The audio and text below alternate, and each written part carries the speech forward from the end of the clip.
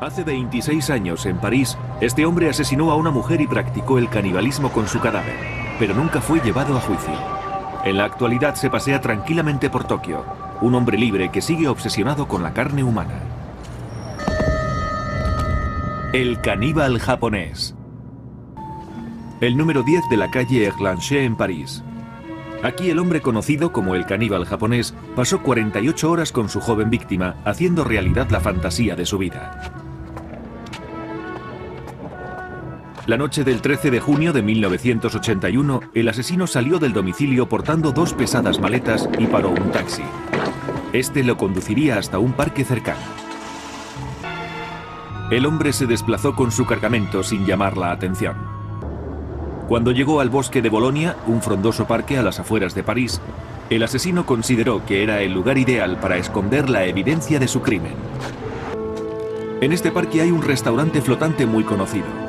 Los clientes de dicho restaurante vieron cómo un hombre de origen asiático, de 1,50 m de estatura y bien vestido, avanzaba hacia el lago, arrastrando 2 pesadas maletas. Poco después, el extraño individuo se acomodó en un banco y se quedó dormido. Al despertar, vio a un anciano abriendo una de las maletas de la que manaba sangre. Ante los gritos del anciano, el asesino se puso en pie y desapareció en la oscuridad de la noche.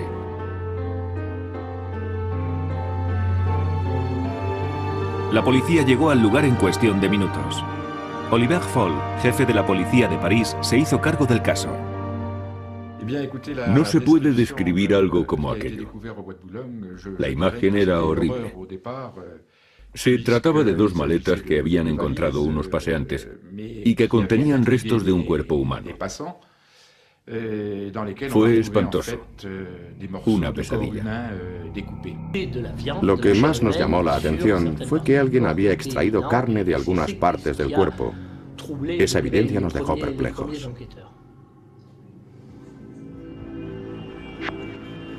La policía ordenó que se realizara la autopsia. Rápidamente llegaron a la conclusión de que la víctima había muerto a causa de un disparo en la nuca. Debido a la mutilación del rostro, era imposible identificar el cadáver. Solo sabíamos que se trataba de una mujer joven. Más tarde, averiguaron que el asesino había mantenido relaciones sexuales con la víctima después de matarla.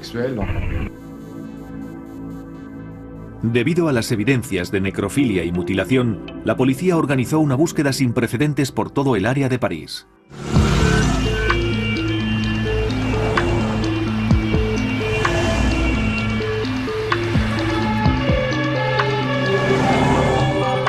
Tras las declaraciones de varios testigos, la prensa publicó una descripción del sospechoso con la que se hicieron grandes avances.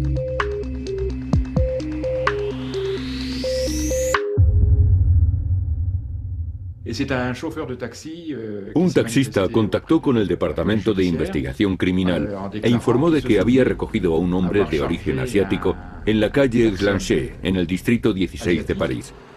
Su destino había sido el bosque de Bolonia, lo cual sorprendió al taxista. Dado que el individuo cargaba con 2 maletas, lo lógico habría sido dirigirse a una estación. Apenas habían transcurrido 48 horas desde el descubrimiento de las maletas, cuando la policía detuvo al primer sospechoso frente al portal de su casa. Lo sujeté por la cintura desde atrás y como soy bastante alto y él es muy pequeño, tuve que agacharme para poder rodearlo por los hombros. Al mismo tiempo, otro policía le decía que estaba arrestado.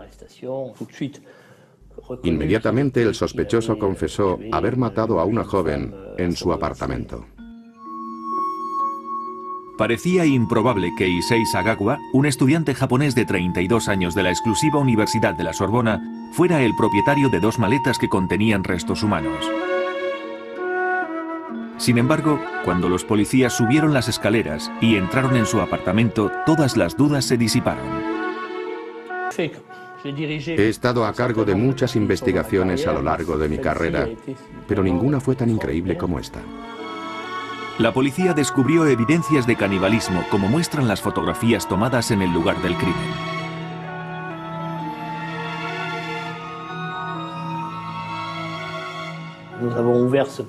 No podíamos creer lo que veían nuestros ojos cuando abrimos la nevera.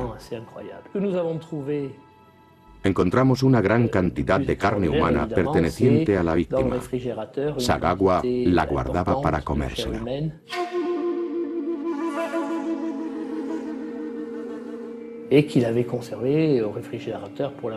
También encontramos un plato con restos de una comida hecha a base de carne humana cocinada y condimentada.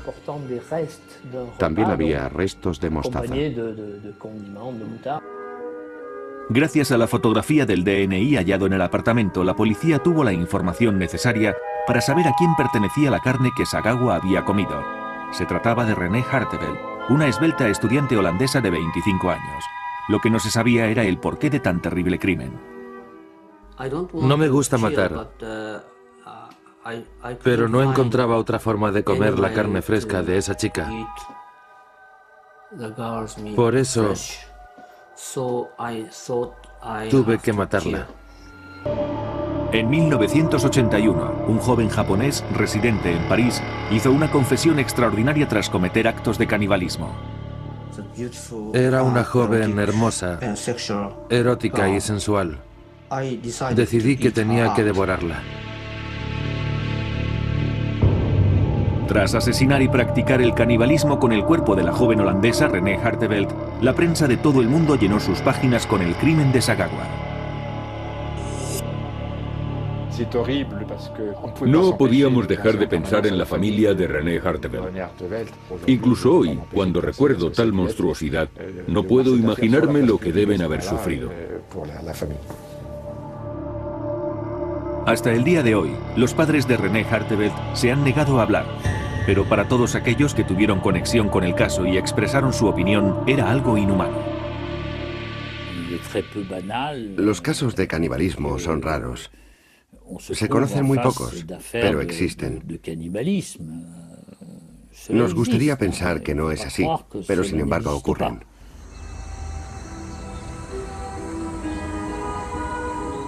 El caso de Issei Sagawa es perturbador y único no solo por ser un caso de canibalismo, sino porque a pesar de contar con la confesión del criminal, este nunca fue juzgado.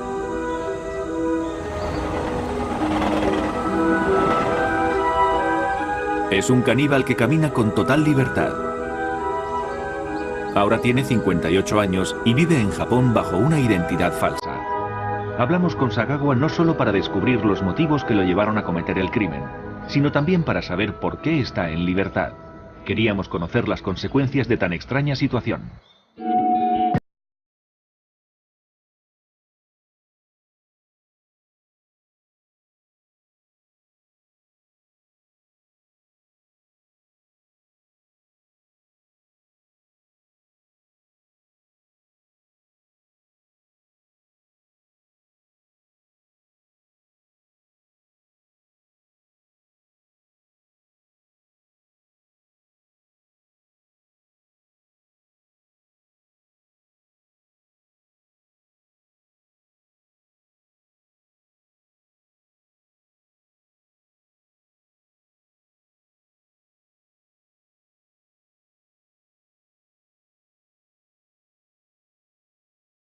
Al nacer estuvo a punto de morir a causa de su tamaño. El recién nacido Issei no solo era pequeño, sino también muy frágil. Mis padres intentaron protegerme demasiado. Yo era muy débil, muy feo. Era como un monito. Incluso ahora sigo estando acomplejado por no tener el aspecto de una persona normal. Issei era un niño inteligente que sentía gran pasión por los libros, especialmente por los que trataban historias imaginarias. A menudo participaba en un juego en el que su tío era un feroz caníbal que quería comerse a Issei y a su hermano. Me ataban junto a mi hermano. Nos levantaban y nos ponían en una inmensa olla donde nos iban a hervir para luego comernos. Era muy extraño. Cuando estaba en la escuela primaria, seguía siendo un niño muy débil. Pero lo que más me hacía sufrir era mi atracción por el canibalismo. Avergonzado de sus impulsos caníbales que se manifestaron a la par que su sexualidad y siendo consciente de su baja estatura, el adolescente Sagawa se sentía cada vez más rechazado. Nunca pude hablar con mis hermosas compañeras de clase.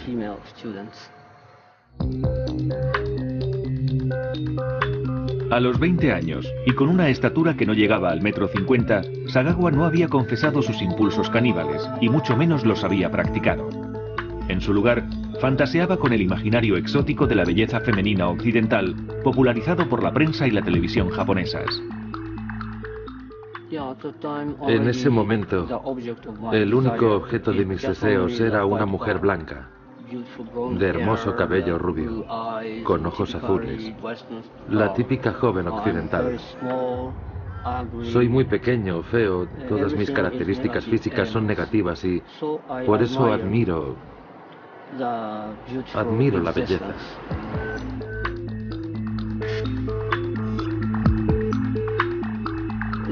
Se trata de admiración, pero esa admiración despierta en mí un apetito insaciable. Es algo complicado de explicar.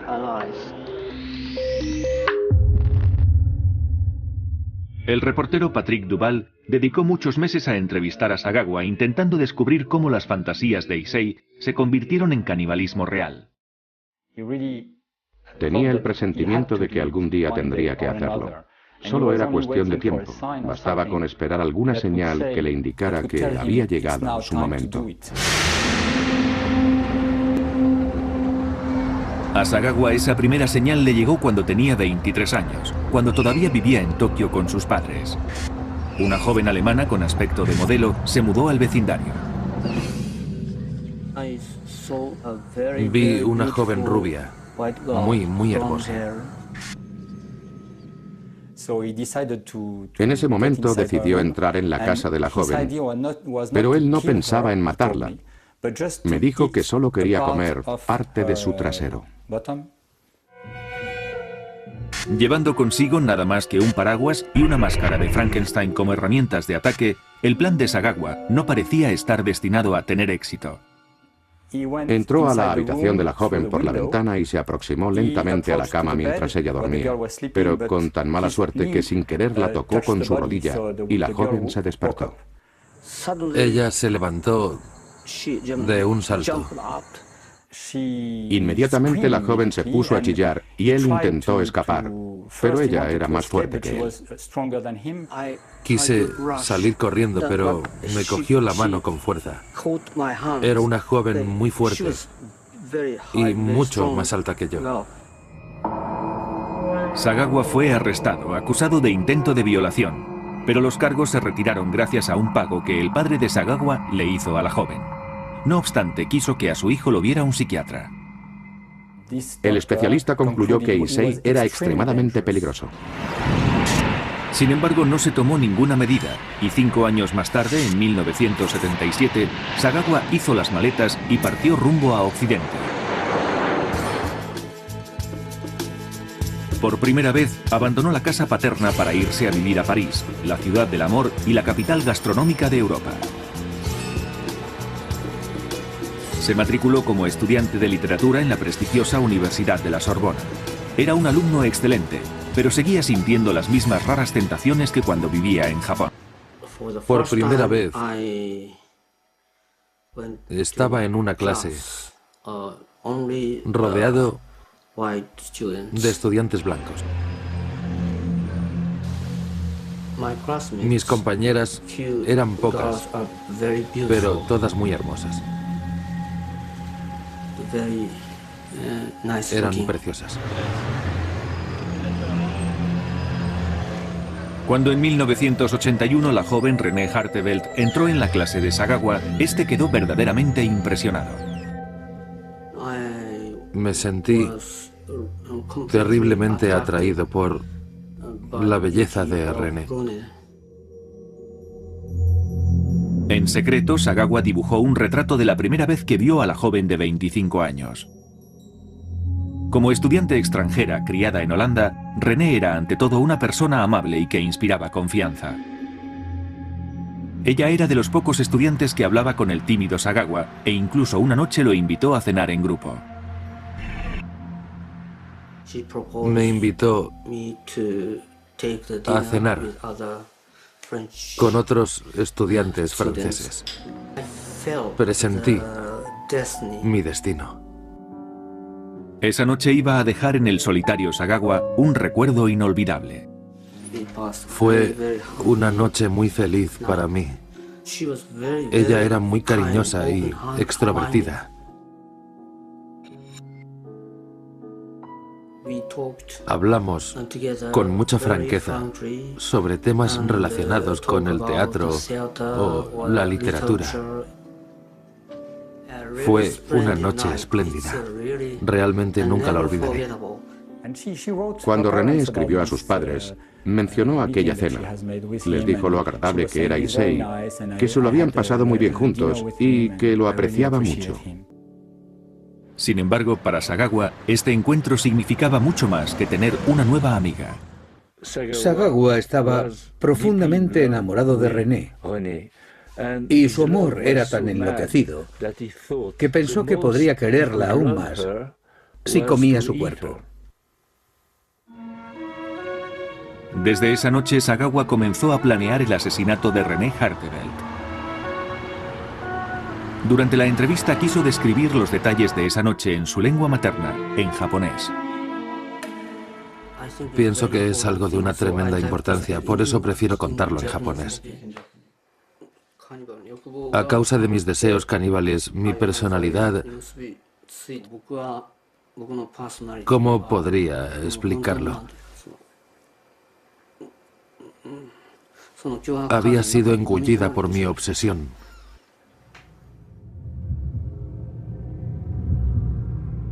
Durante las semanas siguientes, Sagawa forjó una estrecha relación con la confiada René. Aprovechando que la joven tenía excelentes conocimientos de alemán, le envió una invitación para que fuera a su apartamento a leer un poema en dicho idioma. Se justificó diciendo que necesitaba grabar ese poema para una clase de la universidad. Querida René, muchas gracias por lo de esta mañana. ¿Te sientes mejor ahora? En realidad quisiera pedirte disculpas. ¿Podrías venir a mi casa mañana por la tarde? Es urgente y por supuesto te voy a pagar. Gracias y perdón por las molestias. Issei. Postdata, te prometo que esta será la última vez. Cuando René llegó, Sagawa ya tenía planeada la velada. Un elemento crucial en su plan era el rifle que había comprado meses atrás. Pensé que de ninguna manera podría dispararle de frente. Como ya dije antes, tenía que hacerlo por la espalda. Y para que así fuera, ella no podía estar mirando hacia mí. Se me ocurrió que si venía a leer, se sentaría frente al escritorio y, leyendo el libro, me daría la espalda. Mientras René lee un poema sobre canibalismo que Sagawa había elegido para la ocasión, no se percata de que él se encuentra de pie justo detrás de ella, sosteniendo un rifle.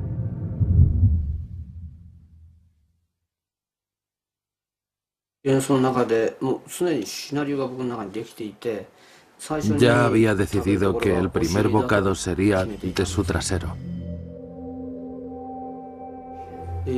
Al cortar la piel me llevé una sorpresa porque desconozco la anatomía del cuerpo humano. Pensé que la carne roja aparecería enseguida bajo la piel, pero no fue así. Había una capa parecida a una mazorca de maíz que no acababa nunca de traspasar a pesar de la profundidad de los cortes que hacía.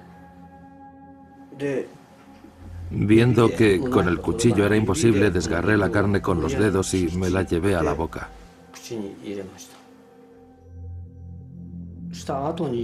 Después de mantener relaciones sexuales, intenté besarla y por primera vez pude decirle en voz alta "te quiero" en francés.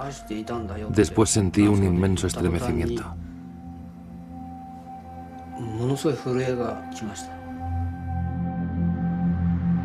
Sagawa iba a pasar 48 horas más a solas con el cadáver de René Hartevelt antes de enterrar parte de sus restos en el bosque de Bolonia. Cuando la policía registró el apartamento, descubrió que Sagawa había guardado recuerdos de su crimen, incluyendo restos de carne humana, una grabación de audio del asesinato y una cámara conteniendo una película fotográfica que lo incriminaba.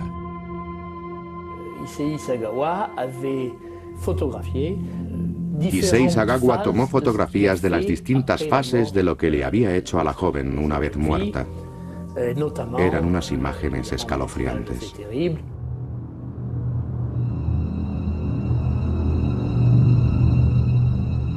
La policía ya tenía a Sagawa bajo custodia porque poseían pruebas para condenarlo. Sin embargo, le sorprendió el entusiasmo con que el asesino confesó su crimen. Fue durante el interrogatorio que tuvo lugar esa misma noche. Su comportamiento fue muy peculiar. Nos estremeció su actitud, porque nos dio todo tipo de detalles sin demostrar el más mínimo arrepentimiento o remordimiento.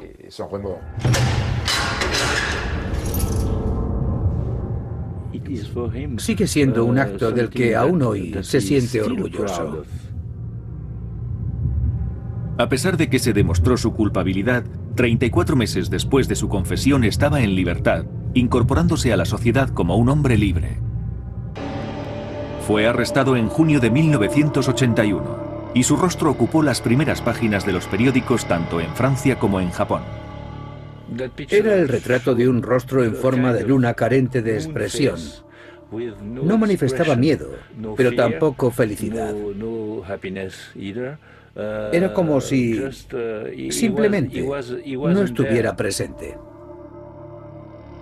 La prensa estaba fascinada por este hombre que no solo había asesinado y devorado a una estudiante, sino que parecía jactarse de su delito. Así es como lo recuerda el periodista Jean-Pierre cuando lo entrevistó en la cárcel. Se golpeó los muslos y me dijo: "Esta pieza tiene muy buen sabor". A pesar de que nunca se puso en duda la culpabilidad de Sagawa, fue puesto en libertad, a lo que contribuyó el gobierno francés. En Francia, todo caso criminal tiene que pasar por un minucioso examen psicológico y psiquiátrico realizado por un forense. Está escrito en el Código Penal.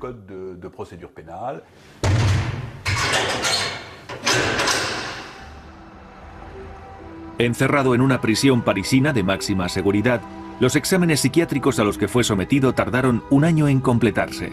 Tenemos el informe original que relata las conclusiones a las que llegaron las autoridades francesas. En este informe, realizado por expertos, se describe a Sagawa como un hombre con poca confianza en sí mismo e hipersensible. Pero al mismo tiempo, se le describe como un individuo emocionalmente distante y que se muestra muy satisfecho a la hora de relatar los detalles del asesinato. Alguien que es capaz de sentir culpa nunca cometería tan aberrante acto. Hay que estar completamente despojado de emociones humanas para llegar a hacer algo así, sobre todo teniendo en cuenta que existe un sentimiento universal de tabú hacia el canibalismo. El informe también tuvo en consideración la educación japonesa de Sagawa, sobre todo cuando intentó deshacerse del cuerpo de la víctima en un lugar público. Concluyeron que Sagawa no estaba en su sano juicio y por lo tanto no podía ser juzgado. Habría sido inaceptable juzgar a este hombre porque en Francia no juzgamos a los enfermos mentales. Esta es la diferencia entre los estados democráticos y las dictaduras. La familia de René Hartevelt requirió una segunda opinión médica, pero su petición no fue tomada en consideración.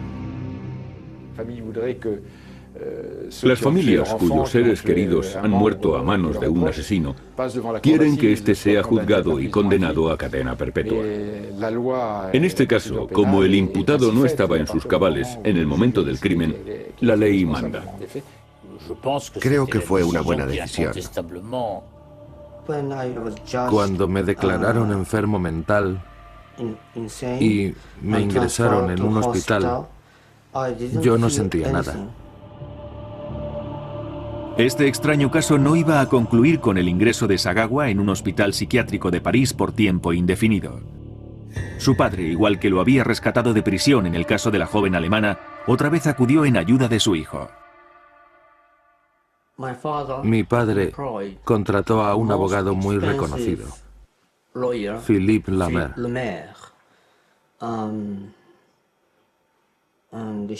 Este hombre tenía mucho poder en Francia. Incluso tenía influencias dentro del gobierno francés. Me salvé gracias a él. Le preguntamos al hombre que salvó a Sagawa cómo lo había conseguido. Me puse en contacto con el Ministerio del Interior y el Ministerio de Salud franceses y les hice saber que me parecía injusto que los contribuyentes franceses pagaran la hospitalización de Issei Sagawa. Les dije que lo mejor sería enviarlo a Japón para que allí fuera ingresado en un hospital psiquiátrico. El gobierno francés mostró su conformidad y 34 meses después de que Sagawa se confesara culpable de asesinato, necrofilia y canibalismo, lo mandaron a su país. Las autoridades francesas pidieron una sola condición al concederle la repatriación.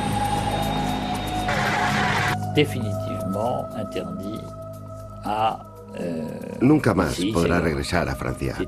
Nunca volvió, ni tampoco piensa hacerlo.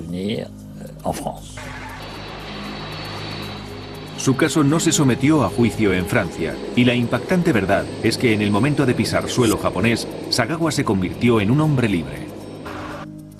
En cuanto bajó del avión, podría haber tomado un taxi, haberse dirigido al centro de la ciudad y volver a matar. Sin embargo, la prensa nunca dio muestras de conocer su paradero, gracias al montaje organizado por Sagawa padre. Mi padre sabía que si me dejaban en libertad, toda la prensa japonesa, europea y norteamericana se echaría sobre él y lo atacaría con crudeza. Para evitar aquello, pidió al hospital Matsuzawa, un hospital psiquiátrico japonés, que me admitiera como enfermo mental. Una ambulancia le condujo del aeropuerto al hospital psiquiátrico Matsuzawa, que se encuentra a las afueras de Tokio. La prensa mundial pensó que Sagawa pasaría el resto de su vida en este centro hospitalario, pero la realidad fue otra. En Japón era un ciudadano libre porque en su país no había cometido ningún delito. A los 18 meses de ingresar en el hospital, Sagawa fue dado de alta y se reincorporó en la sociedad japonesa. Sentí repugnancia cuando supe que no había sido castigado. No podíamos creer que estuviera tan pronto en libertad. Fue un terrible error. A pesar del ultraje que representó la libertad de Sagawa, hace 23 años que este asesino vive en Japón. En la actualidad ocupa un piso de protección oficial en el extrarradio de Tokio. Tiene 58 años y vive bajo una identidad falsa. Visitamos al asesino caníbal en su propio domicilio y comprobamos que no está sometido a ningún tipo de control médico o legal. Este es mi comedor.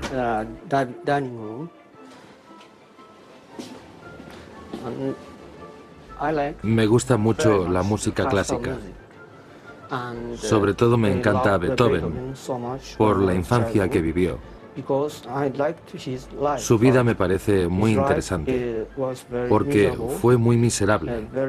Era apasionado y es cierto que a veces tenía accesos de locura, pero compuso una música espléndida. Sagawa no trabaja y vive solo. Este regalo me lo hizo mi hermano menor. Sueña mucho porque siempre está durmiendo. Y aquí tiene las pilas. Me gustan los perros. Me gustaría tener uno, pero no puedo. Así que... Sus padres murieron hace 2 años, y todos los días Sagawa protagoniza un ritual en su honor. Les mostraré cómo lo hago.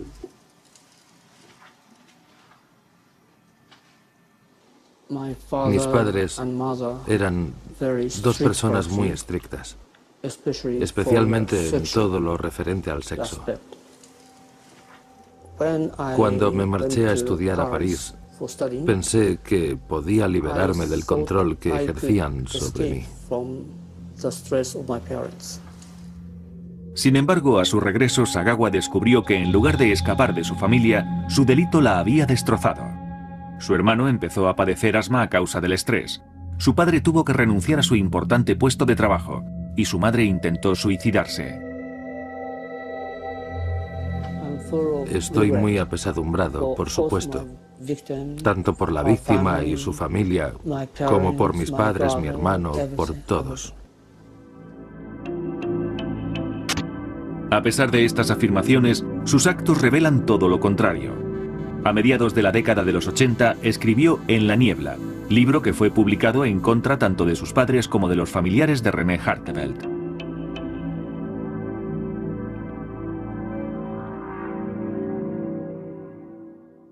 El libro es básicamente el relato de su propio crimen, escrito en primera persona. Sinceramente, en mi opinión, eso no es literatura. Es una basura muy poco ética. A pesar de su contenido sensacionalista, o tal vez debido a él, el libro fue un éxito de ventas en todo Japón. Gracias a un público japonés especialmente morboso, Sagawa pudo escribir otros 19 libros acerca de su crimen, e incluso comenzó a abrir otras vías. Durante los últimos 25 años, Sagawa ha conseguido aparecer prácticamente en todos los medios de comunicación de Japón.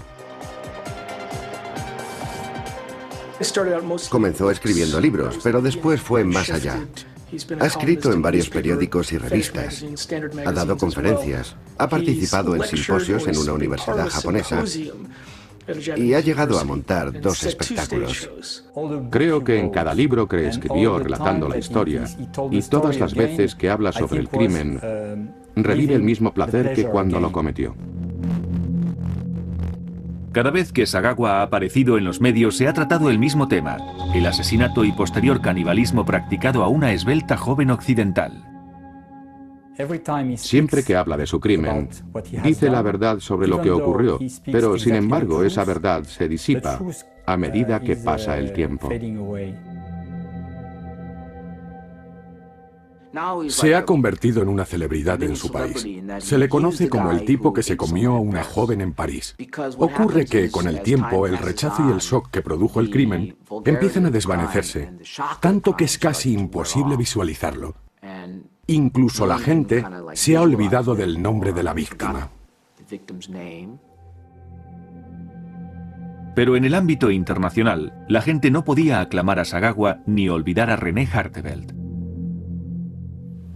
Mire, yo vi lo que le había hecho a su víctima, y fui yo quien se lo comunicó a la familia. Encuentro del todo inaceptable que haya utilizado su libertad para hacerse famoso gracias a su crimen.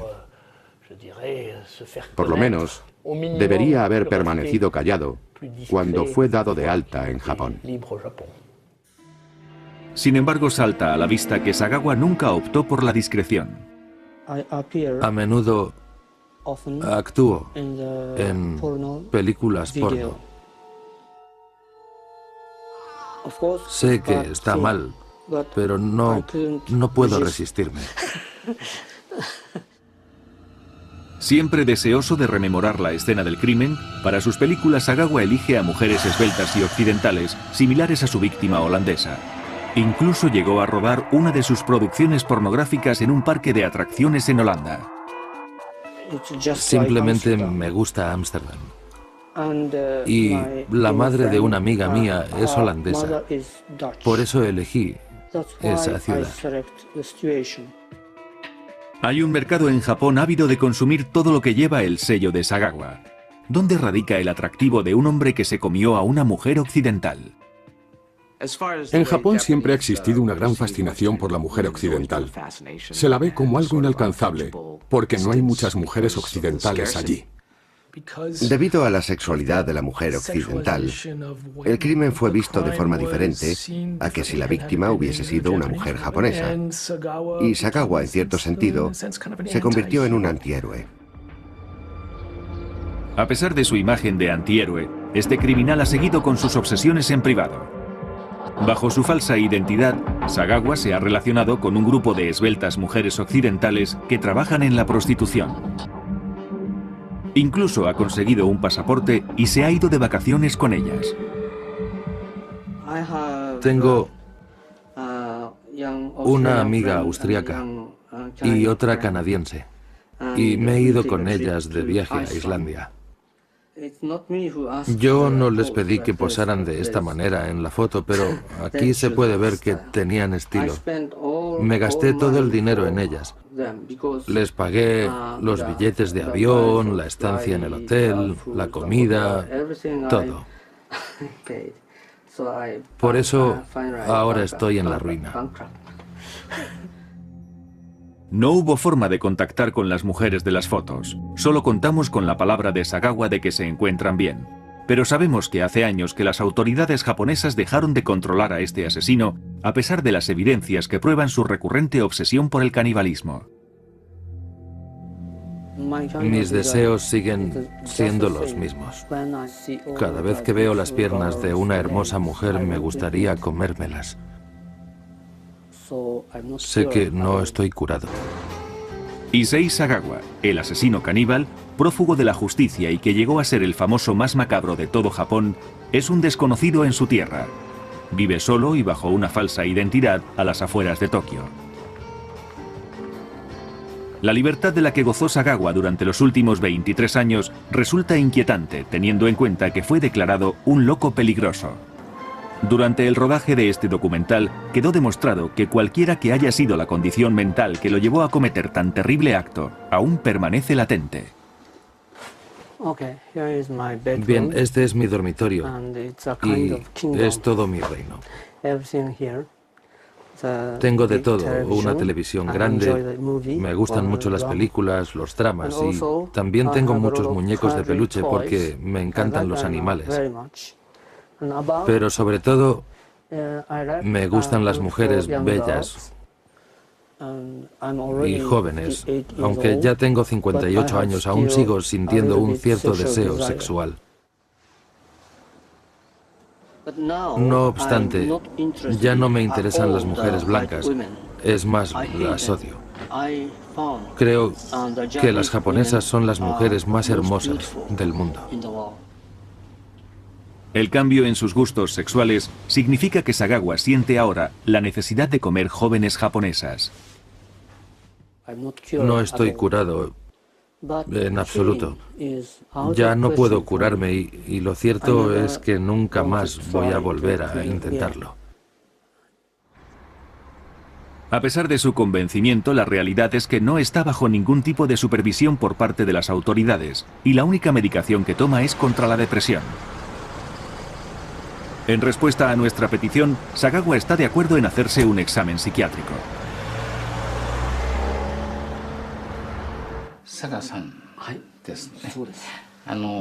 Con el objeto de prepararse para la consulta, uno de los psiquiatras criminólogos más eminentes de Japón investigó el informe psiquiátrico redactado en Francia, el historial médico de Sagawa y los libros que éste había escrito.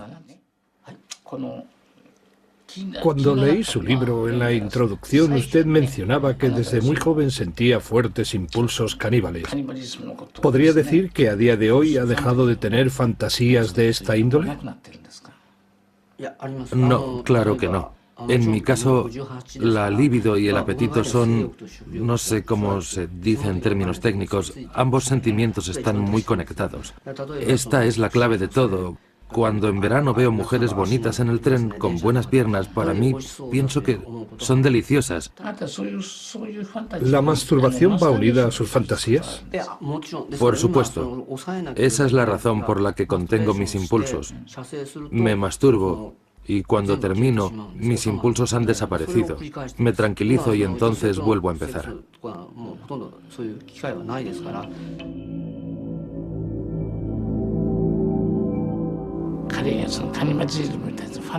Con respecto al origen de su canibalismo, él tenía fantasías caníbales desde la infancia.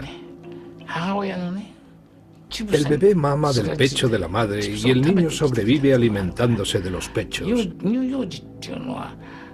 Por lo tanto, no es extraño que un niño quisiera comer algo que ama.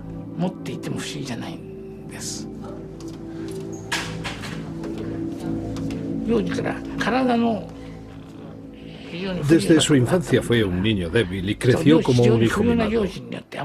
En otras palabras, lo sobreprotegieron. Y es posible que él nunca aprendiera a reprimir esos impulsos de deseo.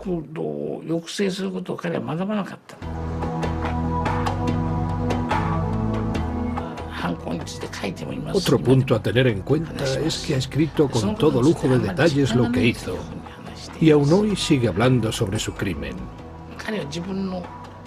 Nos ha dicho que no lo siente como algo real. El hecho de que pueda sentirse ajeno a esas cosas significa que podría sufrir síntomas de despersonalización. Como conclusión vemos que es una persona increíblemente fría y muy en el fondo no se arrepiente de lo que hizo. Es evidente que todo en él es de una intensa frialdad emocional.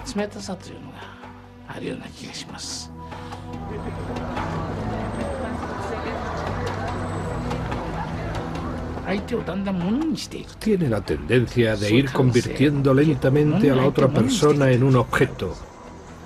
Y creo que eso es sumamente peligroso. A pesar de ser aclamado como un antihéroe en Japón, no se han intentado controlar las necesidades caníbales de Sagawa. Pasea con total libertad entre los 12 millones de residentes de Tokio, condición que aún hoy sigue siendo muy criticada. Saber que cometió un terrible delito del que se declaró culpable y que ha vivido de eso durante 25 años, hace que consideremos su caso como un nefasto error judicial.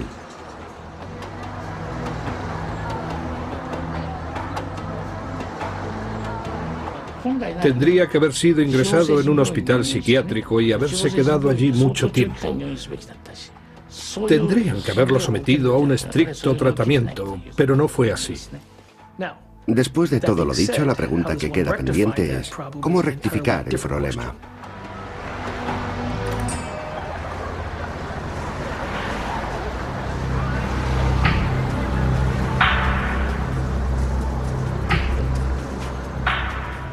Al no existir ninguna provisión de la ley japonesa que obligue a tratar a todos los enfermos mentales peligrosos, la pregunta sobre qué hacer con Issei Sagawa sigue sin respuesta, a pesar de las advertencias hechas por aquellos que lo han conocido. Está loco. Es un psicópata sexual.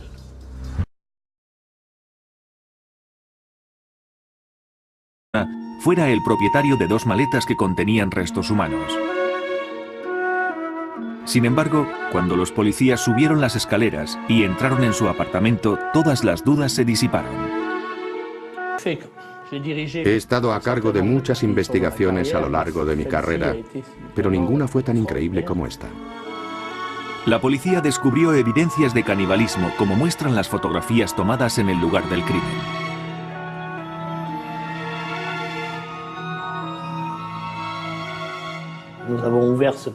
No podíamos creer lo que veían nuestros ojos cuando abrimos la nevera. Encontramos una gran cantidad de carne humana perteneciente a la víctima. Sagawa la guardaba para comérsela.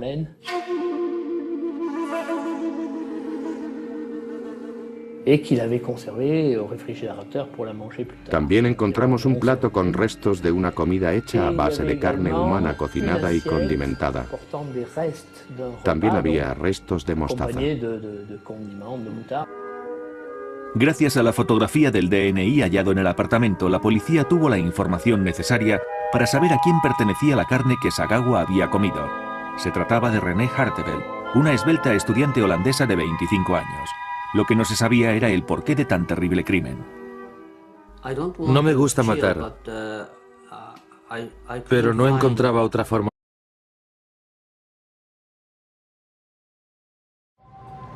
Hace 26 años, en París, este hombre asesinó a una mujer y practicó el canibalismo con su cadáver, pero nunca fue llevado a juicio. En la actualidad se pasea tranquilamente por Tokio, un hombre libre que sigue obsesionado con la carne humana. El caníbal japonés. El número 10 de la calle Erlanger en París. Aquí el hombre conocido como el caníbal japonés pasó 48 horas con su joven víctima, haciendo realidad la fantasía de su vida. La noche del 13 de junio de 1981, el asesino salió del domicilio portando 2 pesadas maletas y paró un taxi.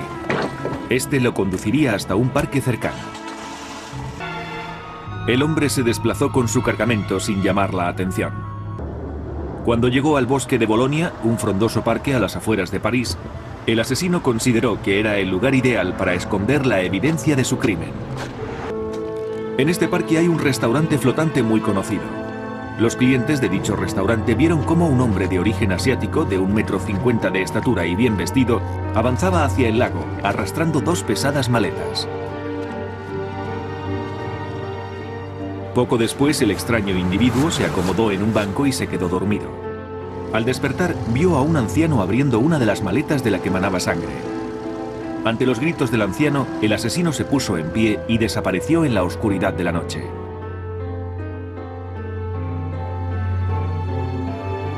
La policía llegó al lugar en cuestión de minutos. Oliver Foll, jefe de la policía de París, se hizo cargo del caso. No se puede describir algo como aquello. La imagen era horrible. Se trataba de 2 maletas que habían encontrado unos paseantes y que contenían restos de un cuerpo humano.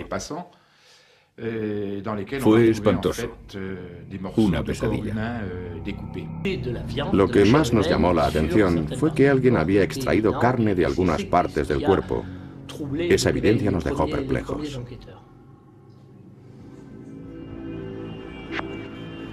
La policía ordenó que se realizara la autopsia. Rápidamente llegaron a la conclusión de que la víctima había muerto a causa de un disparo en la nuca. Debido a la mutilación del rostro, era imposible identificar el cadáver. Solo sabíamos que se trataba de una mujer joven. Más tarde, averiguaron que el asesino había mantenido relaciones sexuales con la víctima después de matarla. Debido a las evidencias de necrofilia y mutilación, la policía organizó una búsqueda sin precedentes por todo el área de París. De comer la carne fresca de esa chica. Por eso tuve que matarla. En 1981, un joven japonés residente en París hizo una confesión extraordinaria tras cometer actos de canibalismo. Era una joven hermosa, erótica y sensual. Decidí que tenía que devorarla. Tras asesinar y practicar el canibalismo con el cuerpo de la joven holandesa René Hartevelt, la prensa de todo el mundo llenó sus páginas con el crimen de Sagawa. No podíamos dejar de pensar en la familia de René Hartevelt. Incluso hoy, cuando recuerdo tal monstruosidad, no puedo imaginarme lo que deben haber sufrido. Hasta el día de hoy, los padres de René Hartevelt se han negado a hablar, pero para todos aquellos que tuvieron conexión con el caso y expresaron su opinión, era algo inhumano. Los casos de canibalismo son raros. Se conocen muy pocos, pero existen. Nos gustaría pensar que no es así, pero sin embargo ocurren.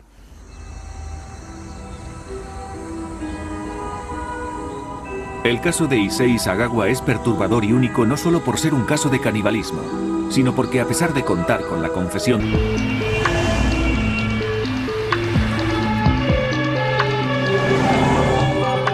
tras las declaraciones de varios testigos, la prensa publicó una descripción del sospechoso con la que se hicieron grandes avances.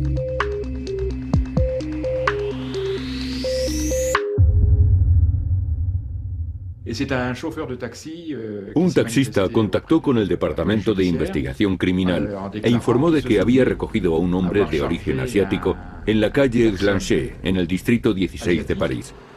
Su destino había sido el bosque de Bolonia, lo cual sorprendió al taxista.